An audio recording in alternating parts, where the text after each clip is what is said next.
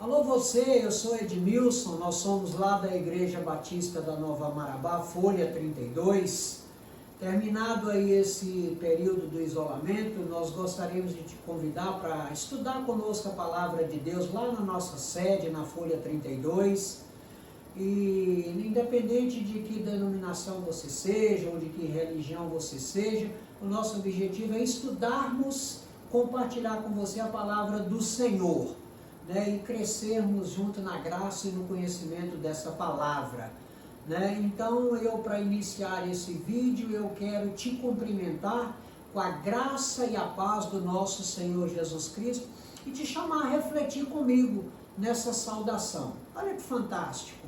Às vezes nós nos cumprimentamos com a graça e a paz do Senhor, mas não meditamos na profundidade disso. Raciocina comigo na profundidade disso. Quando Paulo, escrevendo na maioria das suas cartas, que ele cumprimentava as pessoas a quem ele escrevia com a graça e a paz do Senhor Jesus, vamos meditar na profundidade disso. O que é a graça? A graça é um favor imerecido, é aquilo que nós temos sem nenhum merecimento. Essa é a maior prova do amor de Deus. E o que é a paz? A paz não necessariamente ela é a ausência da guerra, né? Ela não é apenas a ausência da guerra. A paz ela é muito mais do que isso, ela transcende o nosso entendimento. E João, lá no capítulo 14, ele já escreveu isso quando ele nos abençoou com a seguinte palavra de Deus: a minha paz vos dou, não vou lá dou como o mundo a dá, não se turbe o vosso entendimento. Então, repetindo, eu quero cumprimentar você com a graça e a paz do Senhor Jesus e quero convidar você para estudar conosco a lição de hoje e que você se inscreva neste canal, que você dê lá o seu ok, que você curta, que você comente e você pode mandar a manona para cima. Se você não gostou, você diz também que você não gostou. E nós estamos aí para crescermos juntos na palavra do Senhor. Nós vamos continuar estudando a nossa lição, e a nossa lição são os princípios bíblicos da liderança. Nós vamos estar, ao longo de toda essa literatura, fazendo uma associação à liderança, às pessoas, aos personagens bíblicos que nós conhecemos. E para começar esse vídeo, eu quero te dar uma palavra de ânimo, e essa palavra de ânimo nós vamos aprender com Jó. Se você ler lá o capítulo 19 de Jó, no verso 25, o que Jó nos diz? Porque eu sei que o meu Redentor vive, que por fim se levantará sobre a terra. Leia lá Jó, no capítulo 19, que você vai entender a importância da palavra Redentor. Ok, querido? Continue conosco aí. Nós vamos estudar hoje a nossa lição de número 12, que é a lei da aceitação ou credibilidade. O que é credibilidade? O que é aceitação? Nós vamos entender isso junto e queremos agradecer você está juntamente conosco. Olha só, o que nós vamos ver hoje? Nós vamos aprender a credibilidade de Gideão, uma pessoa comum como qualquer de nós. É a nossa 12ª lição, é a lei da aceitação ou a lei da credibilidade. E o que nós vamos aprender nessa lição aqui? Nós vamos aprender que as pessoas compram o líder. Depois é que elas compram a visão daquele líder. Quem foi Gideão? Nós vamos aprender de Gideão. Fantástico. O que é fantástico a palavra de Deus? É porque a palavra de Deus, ela nos mostra a ação de pessoas comuns como eu e você, pessoas que elas só fizeram a diferença porque elas foram usadas por Deus, elas se permitiram ser usadas por Deus. Então nós vamos estudar a história de Gideão, e nós vamos estudar o nosso texto básico, e eu gostaria que você abrisse aí a sua Bíblia, no livro de Juízes, no capítulo 6, Eu gostaria que você aí na sua casa estudasse toda a história de Gideão, no que está contida aí no capítulo 6, vamos voltar aqui, Juízes no capítulo 6, 7, 8, você vai aprender toda a história de Gideão. Como é que é essa história aqui até nós chegarmos em Juízes? O período de Juízes, o livro de Juízes nos conta a história de 12 heróis. 12 heróis que eram pessoas comuns, mas que se permitiram ser usadas por Deus e fizeram a grande diferença. Tanto é que no livro de Hebreus, na galeria dos heróis da fé, está mencionado o nome de Gideão. Para você se colocar no contexto da história, no tempo e no espaço dessa história, o livro de Juízes, o que aconteceu? Josué havia morrido, os contemporâneos de Josué haviam morrido, ficou um vácuo na história, as gerações se sucederam e o povo se alternava entre obediência e desobediência a Deus. E toda vez que a idolatria era maior, que a desobediência era maior, Deus permitia que os inimigos da circunvizinhança, eles assolassem o povo de Israel com invasões, com cativeiro, e o povo clamava a Deus e Deus levantava um juiz. Essa é a história do livro de Juízes. Essa história do livro de Juízes, ela antecede a monarquia em mais ou menos 350 anos. Depois do período de Juízes, mais ou menos 350 anos, foi que Saul foi ungido rei, logo depois Davi e Salomão, e aí segue a monarquia. Mas eu queria compartilhar com você o texto que nós vamos refletir e convidar você que leia todos os 3 capítulos de Juízes, 6, 7 e 8, para você entender melhor a história. O que é que nos diz a palavra? Então o anjo do Senhor lhe apareceu e lhe disse: o Senhor é contigo, homem valente. Respondeu-lhe Gideão: ai, Senhor meu, se o Senhor é conosco, por que nos sobreveio tudo isto? E o que é feito de todas as maravilhas que nossos pais nos contaram, dizendo: não nos fez o Senhor subir do Egito? Porém agora o Senhor nos desamparou e nos entregou nas mãos dos midianitas. Então se virou o Senhor para ele e disse: vai nessa tua força e livra Israel das mãos dos midianitas. Porventura não te enviei eu? O verso 15, e ele disse: ai, Senhor meu, como livrarei Israel? Eis que a minha família é a mais pobre em Manassés e eu o menor na casa de meu pai. Primeira ação de Gideão foi declinar da missão. Ele não se sentiu em condições. E aí o contexto nos diz o seguinte, que os midianitas, eles eram nômades e eles assolavam o povo, tomavam todas as plantações e invadiam, e Israel passava muita fome por conta da invasão dos midianitas. Por isso,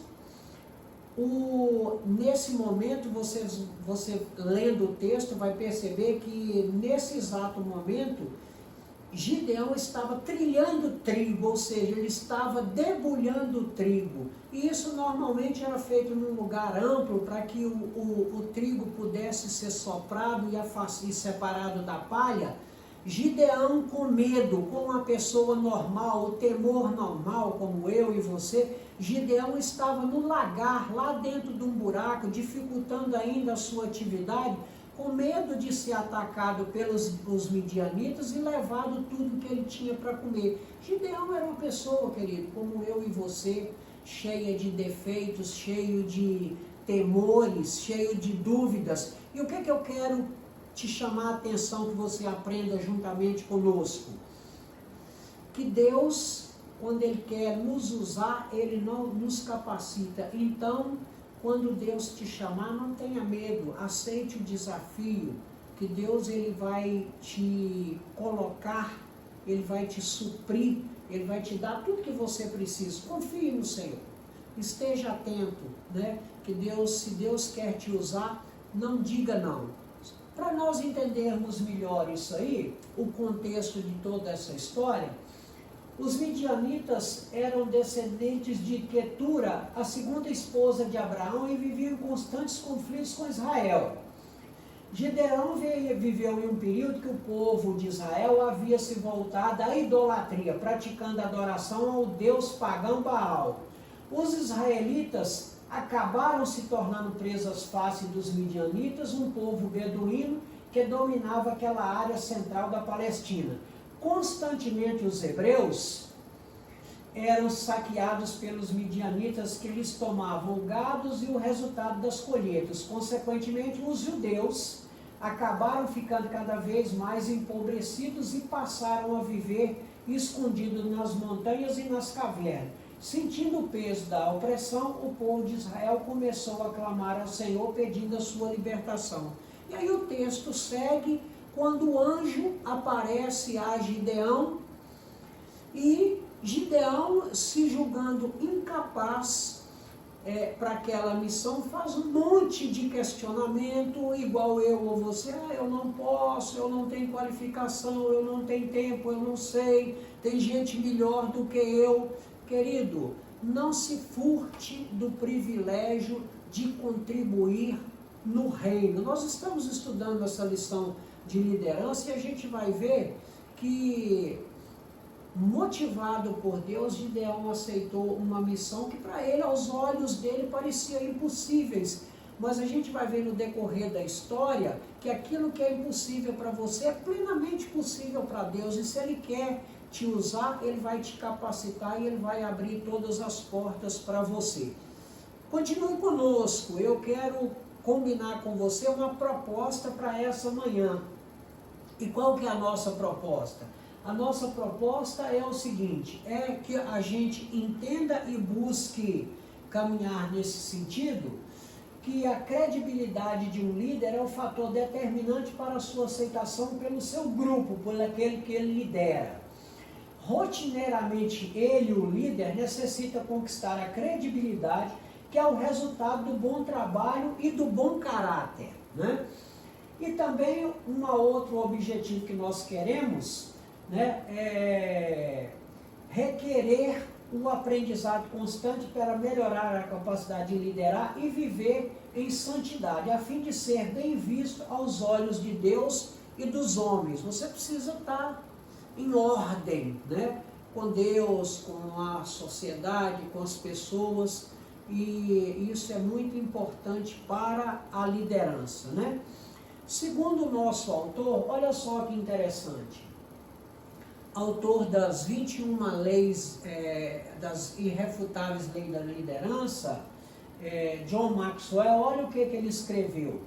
Já faz algum tempo que ouvi algo sobre liderança que fez grande diferença em minha vida. Antes de ser líder, é preciso ser um bom ser humano. Antes de ser líder, o líder precisa ser um bom ser humano. E o que é ser um bom ser humano? Possuir os caráteres de Deus, e é isso que nós queremos compartilhar com você na manhã.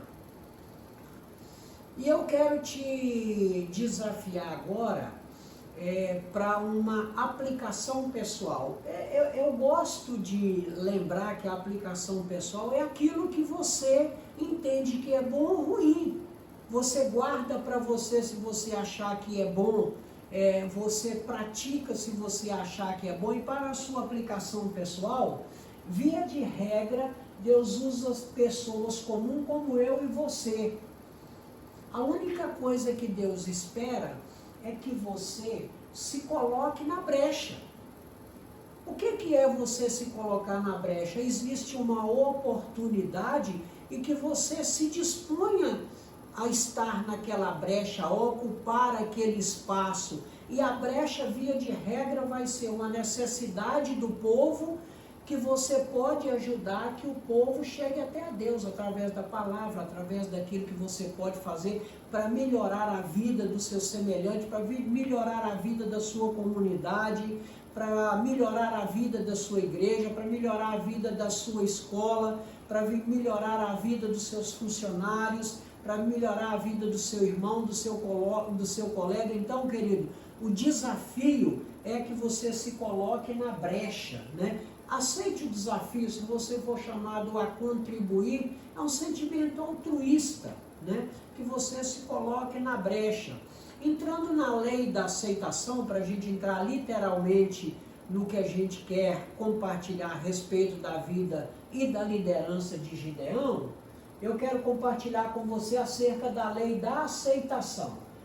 A respeito da lei da aceitação, nós temos a vida de Gideão, que Gideão era uma pessoa como eu e você. Você é um Gideão. Sabia que você é um Gideão? Você tem capacidade muito maior do que você acha, né? Basta você entender que Deus tem um propósito na sua vida, que você vai para frente, que você vai se colocar na brecha e Deus vai te usar e você vai ser uma bênção, né? Olha só, saído do anonimato para se destacar como líder. Gideão era o menos provável e foi quem libertou Israel, e a gente vê isso na Bíblia todo o tempo todo. Pessoas comuns como nós. Leia a palavra de Deus, medite na palavra, que você vai ver que o fantástico na Bíblia é que a Bíblia não relata, a não ser o caso do nosso Senhor Jesus, a Bíblia não relata caso de nenhuma pessoa que tenha sido perfeita, nenhuma. Todos eles tiveram as suas mazelas, como eu e você, as suas dificuldades, as suas fraquezas, todos. Mas a partir do momento que eles aceitaram o desafio de liderança e de se permitirem ser usados por Deus, eles foram bênção, mas todos eles foram pessoas como eu e você. Olha só, qual que é a definição de liderança? E isso é uma definição do dicionário mesmo, só para nós caminharmos junto no mesmo entendimento. Qual é a definição de aceitação? É o ato de aceitar, aprovar ou dar crédito a alguém para realizar uma determinada tarefa. É isso que é a definição de aceitação. Você pode conferir no seu dicionário, caso você queira, né? Qual que é a função disso aí? É proporcionar ao líder possibilidade de provar que é digno de confiança. A liderança precisa ser digna de confiança. Porque primeiro a gente compra o líder, depois você compra a visão do líder. Porque ninguém segue um líder que não transmita segurança e confiança. Você seguiria alguém em quem você não confiasse? Você seguiria alguém em quem você não tivesse confiança? Seja sincero. Então, isso requer da liderança, né? A liderança precisa ter esses pré-requisitos. Continuando aí, olha só, na vida de Gideão, qual que é o contexto da vida de Gideão? A gente já falou, nós já explicamos aí. O anjo diz para ele, vai nesta força e livrará Israel. Para ficar claro, né, que mesmo com as limitações de Gideão, que Deus seria com Gideão, né?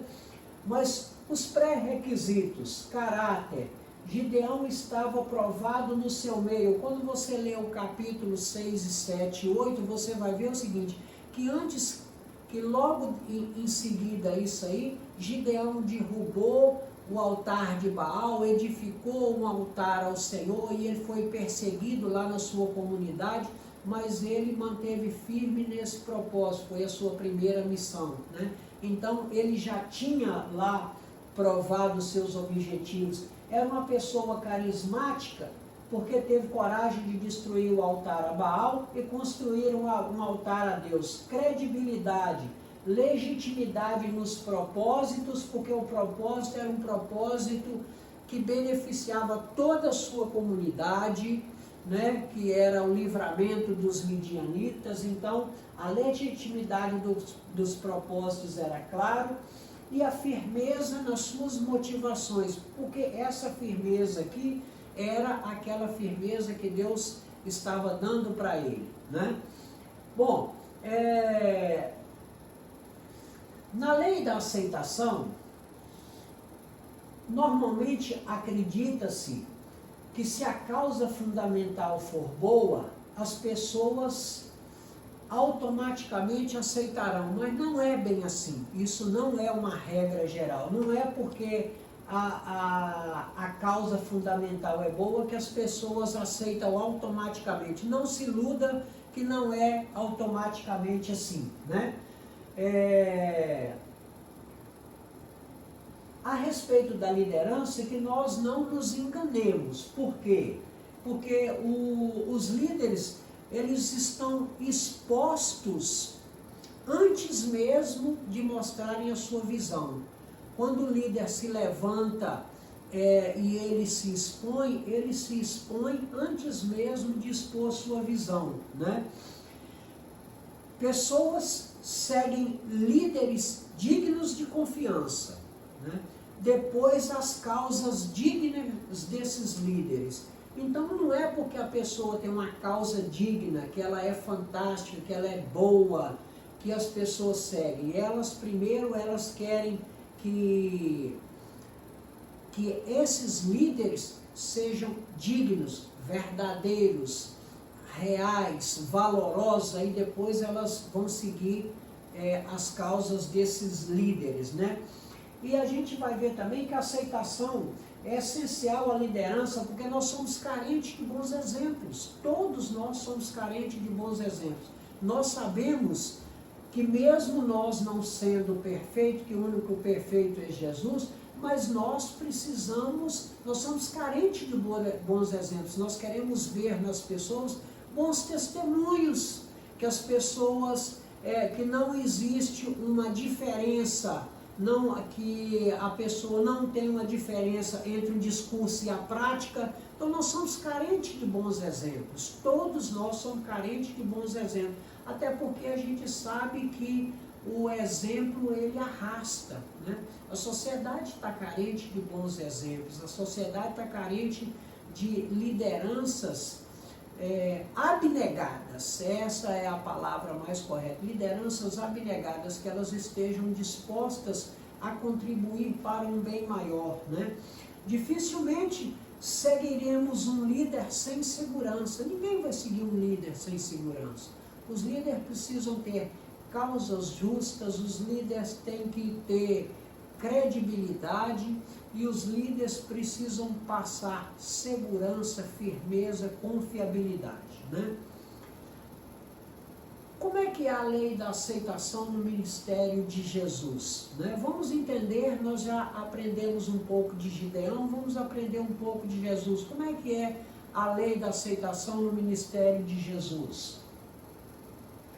A prioridade de Jesus é ensinar a palavra. Jesus entendeu que o seu ministério aqui na terra era um ministério limitado em termos de tempo. Então, Jesus não perdeu tempo, foi direto, focava no ensino da palavra.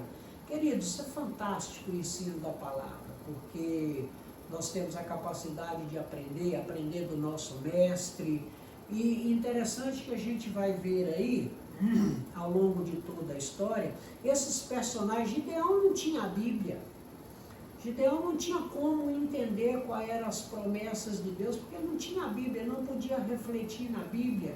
Hoje nós temos a Bíblia, tudo que nós precisamos saber está ali contido, todas as profecias, tudo que Deus precisa nos falar está na Bíblia. Você não depende de mais nada. Leia a Bíblia, estuda, aprenda a palavra do Senhor. Olha o que Jesus nos ensina através da palavra. A boa liderança é aquela exercida à luz da palavra.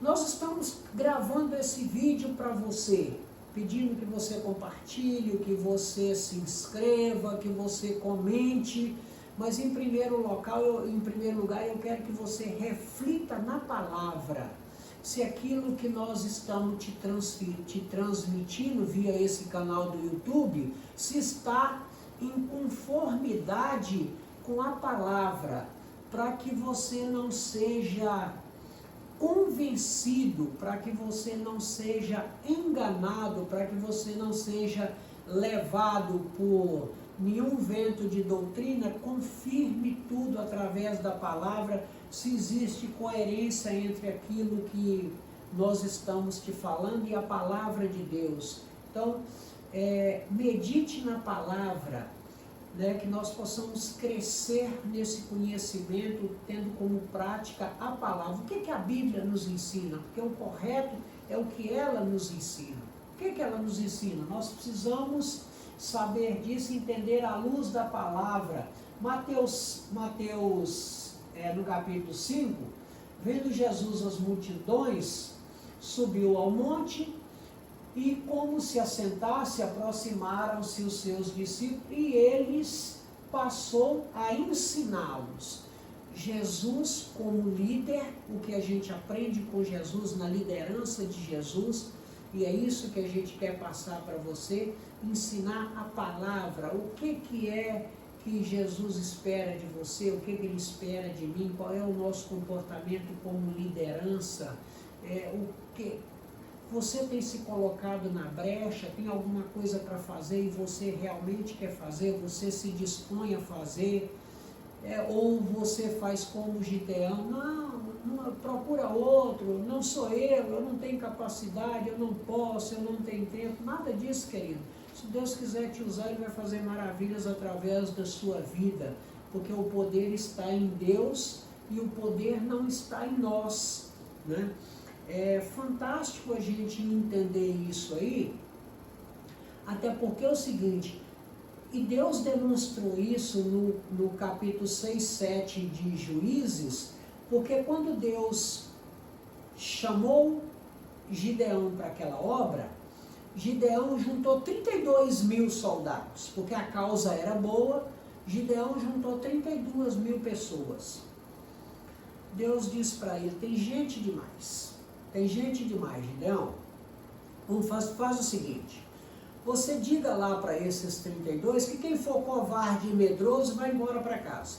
Nesse mesmo momento, dos 32, 22 mil voltaram para casa, ficou 10 mil. Deus disse para ele, tem gente demais que ainda tem 10 mil. Então você vai fazer o seguinte, quando esse povo parar para beber, aquele que beber igual o cão, que lamber a água igual o cão, você vai mandar voltar para casa também. E desses que beberem igual o cão, a Bíblia nos conta que 9.700 beberam igual o cão. Só sobraram 300 pessoas. 32, depois 22, depois só 300. O que Deus queria mostrar para Gideão e Ele quer mostrar para mim, para você, e Ele quer que nós aprendamos com isso? É que o poder está em Deus e não em nós. Ele queria dar a vitória a Gideão com apenas 300 soldados, para que ficasse claro para Israel que o Deus daquele momento era o Deus dos antepassados, do passado, do presente e do futuro. Era isso que Deus queria mostrar. Então, quando Deus te chamar para você se colocar, para se levantar como uma liderança, para você se colocar na brecha, não se faça de rogado, não ache que você é incapaz, não ache que isso é para outro, porque Deus, se Ele te escolheu, Ele também irá te capacitar. Vamos continuar aqui. O líder e a importância do trabalho em equipe. A palavra do líder não pode ser desconsiderada. Observe aquilo que a sua liderança esteja falando, confirme, critique, colabore, contribua, mas não desconsidere a palavra da sua liderança, porque toda autoridade é por Deus constituída, né? A liderança precisa estar sempre motivando a sua equipe, né? É preciso que haja um cuidado mútuo e um bom relacionamento. No domingo passado, nós percebemos que Jesus tratava as diferenças, inclusive de caráter, com seus discípulos, né? Nós sabemos que lá Pedro era meio zangado. Quando Jesus foi preso, ele cortou a orelha do soldado, de Malco, e Jesus também lidou com a traição de Judas. Então, ele trabalhava até as diferenças de caráter. Então, o líder precisa se dispor também, ter esse cuidado mútuo, ter cuidar do bom relacionamento da equipe, né? E cuidar também da formação dos seus líderes. Domingo passado a gente viu que a liderança, líder sem sucessor, não tem liderança. Nós precisamos tratar das lideranças, principalmente nas nossas igrejas, nas nossas corporações, investir numa nova liderança. Bom, continuando no ministério de Jesus, a importância do trabalho em equipe, né?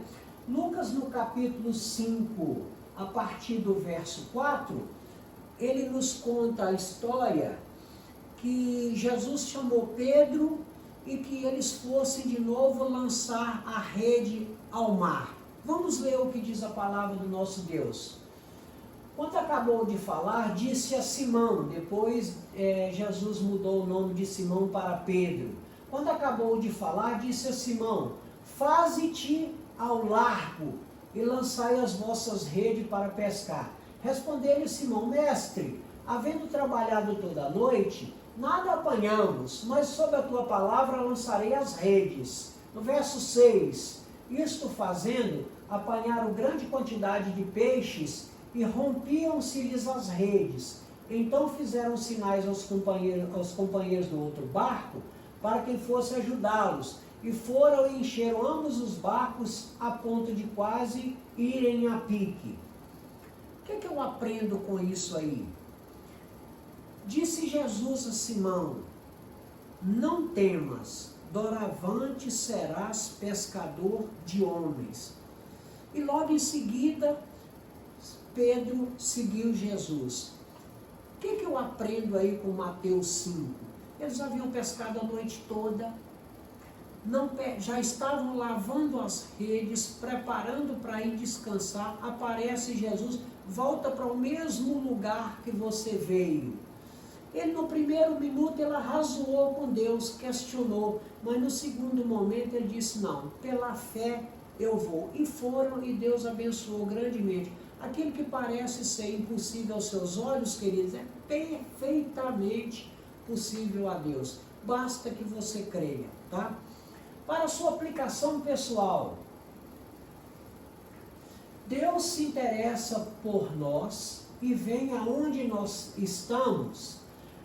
E eu destaquei aqui que é no nosso cotidiano. Deus vem aonde nós estamos, no nosso cotidiano. É lá no seu local de trabalho, é onde você mora, é dentro do carro que você está trabalhando. Então você não precisa, para ter uma comunhão assim próxima de Deus, necessariamente você está lá no templo, se você tiver melhor, mas é no seu local de trabalho, é você exercendo a sua atividade, é durante o seu dia de trabalho, é durante aquilo que você trabalhando. Deus vem no nosso cotidiano e a prova disso é o seguinte, que a Bíblia está repleta de mensagens de lavradores, de fazendeiros, de médicos, de pescadores, de cobradores de impostos, de pessoas comuns como eu e você. Então isso tudo, eu quero te dizer o seguinte, que tudo é possível ao que crê. Mas, né, Deus se interessa por nós e vem aonde nós estamos, mas também deseja que nós interessemos por Ele e o busquemos de todo o nosso coração. Aqui é que está a contrapartida. Deus se interessa por nós, mas Ele espera que nós também nos interessemos por Ele. Aí há a oportunidade de você se colocar na brecha. Ok, querido? Vamos caminhar, né? Ainda na lei da aceitação, a qualidade indispensável. Nós primeiro compramos o líder, depois a visão desse líder. A vida que levamos importa mais que o cargo que nós exercemos. Olha a importância do nosso testemunho. A vida que levamos importa mais que o cargo que exercemos. É necessário ser visto a unção de Deus na vida do líder cristão. Importa mais o que somos do que o que fazemos. Volto a te repetir. Importa mais o que somos do que fazemos.